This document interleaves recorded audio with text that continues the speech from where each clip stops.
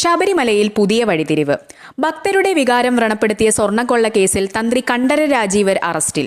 A പത്മകുമാറിന് പിന്നാലെ തന്ത്രിക്കും കുരുക്കുമുറുകുമ്പോൾ കേരളം ഉറ്റുനോക്കുന്നത് വമ്പൻ സ്രാവുകളിലേക്കാണ്. ദേവസ്വം ബോർഡ് മുൻ പ്രസിഡന്റ് എ പത്മകുമാറിന്റെ ജാമ്യാപേക്ഷ കോടതി തള്ളിയതിന് പിന്നാലെയാണ് നാടകീയ നീക്കങ്ങൾ ഉണ്ടായത്. സ്വർണ്ണപ്പാളികൾ അപഹരിച്ചതിൽ തന്ത്രിക്ക് നേരിട്ട് പങ്കുണ്ടെന്ന് പ്രത്യേക അന്വേഷണ സംഘത്തിന്റെ കണ്ടെത്തലാണ് അറസ്റ്റിലേക്ക് നയിച്ചത്.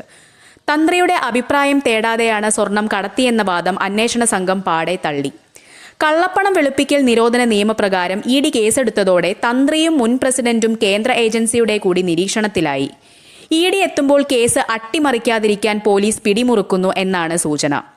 ഇവിടെയാണ് പത്മകുമാർ മുൻപ് പറഞ്ഞ ആ ദൈവതുല്യൻ ആരാണെന്ന ചോദ്യം ഉയരുന്നത്. താൻ ദൈവതുല്യനായി കണ്ട വ്യക്തിയാണ് തന്നെ ചതിച്ചതെന്ന് പത്മകുമാർ വെളിപ്പെടുത്തിയിരുന്നു. അത് അറസ്റ്റിലായ തന്ത്രിയാണോ, അതോ അണിയറയിൽ ഇനിയും രാഷ്ട്രീയ പ്രമുഖർ ഒളിച്ചിരിക്കുന്നുണ്ടോ? നിയമസഭാ തെരഞ്ഞെടുപ്പ് പടിവാതിൽക്കൽ നിൽക്കെ ശബരിമല കേസ് വീണ്ടും സജീവമാകുന്നത് സർക്കാരിനും CPM-നും കനത്ത തിരിച്ചടിയാണ്.